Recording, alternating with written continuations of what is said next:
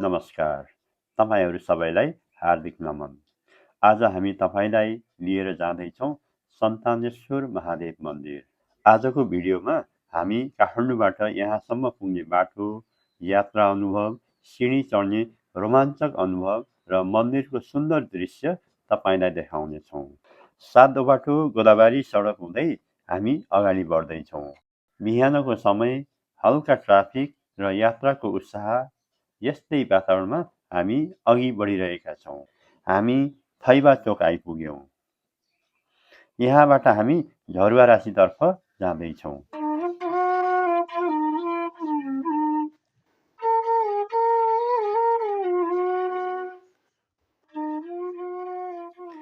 काठमाडौँको भिडभाडबाट केही पर प्रकृतिको काखमा रहेको एक पवित्र शिवधाम, ललितपुर जिल्ला गोदावरी नगरपालिकाको झरुवा राशी क्षेत्रमा पहाडको टुप्पोमा अवस्थित रहेको छ सन्तानेश्वर महादेव मन्दिर।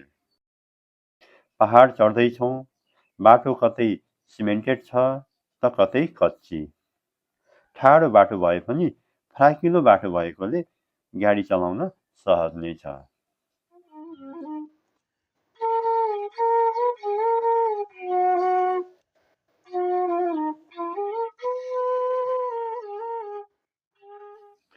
हामी आइपुग्यौँ झरुवा राशी क्षेत्र।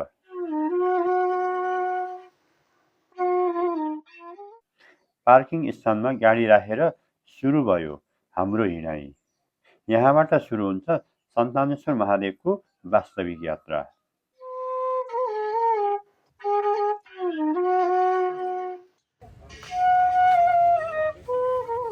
अब करिब 366 सिँढी चढ्नुपर्छ। सिँढी चढ्दै जाँदा वरिपरि हरियाली जङ्गल, चराहरूको चिरबिर आवाज र शान्त वातावरणले मनले आनन्दित बनाउँछ। बीचबीचमा विश्राम गर्ने ठाउँहरू पनि छन्, जहाँ बसेर प्रकृतिको सुन्दरताको आनन्द लिन सकिन्छ। यहाँको मौसम अरू ठाउँभन्दा अलिक चिसो र रमाइलो हुन्छ।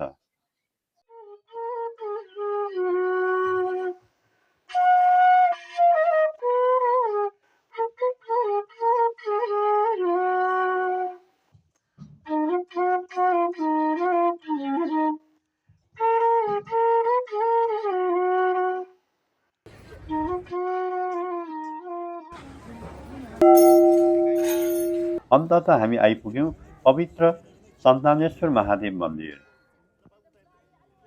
यो मन्दिरको स्थापना मध्यकालतिर बनेको मानिन्छ। यो मन्दिर नेपाली तले र प्यागोडा शैलीमा बनेको 2 तलाको छ।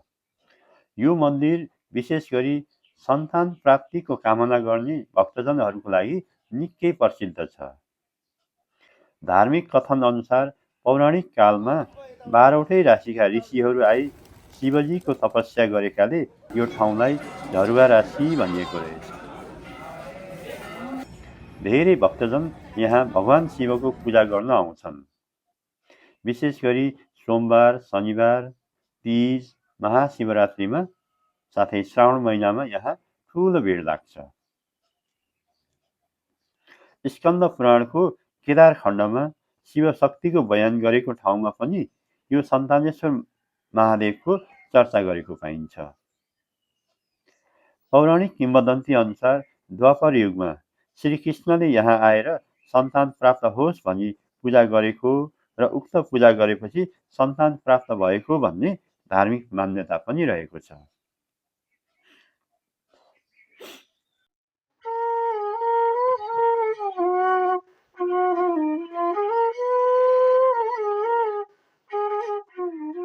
यहाँबाट काठमाडौँ उपत्यकाको मनमोहक दृश्य साथै पर हिमालको दृश्य अवलोकन गर्न सकिन्छ। मन्दिर वरपर गणेश, कुमार, नन्दी लगायत विभिन्न देवी देवताका मूर्ति प्रशस्त छन्। मन्दिरमा विभिन्न प्राकृतिक शिलाहरू छन्, जसलाई सन्तानेश्वर महादेव, पार्वती, गणेश, नन्दी, भृङ्गी भनी पूजा गरिन्छ।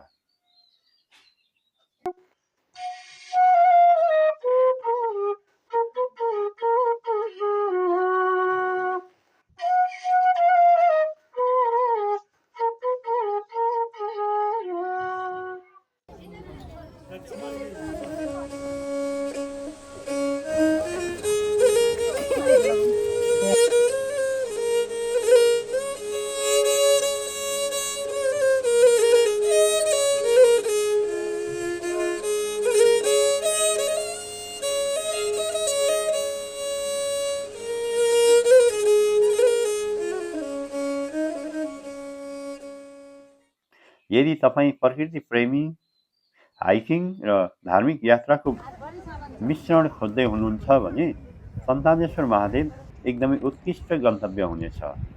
यस्तो रमाइलो ठाउँमा तपाईँ पनि एकपटक अवश्य आउनुहोला। हर हर महादेव। धन्यवाद। आयुष्मान भव।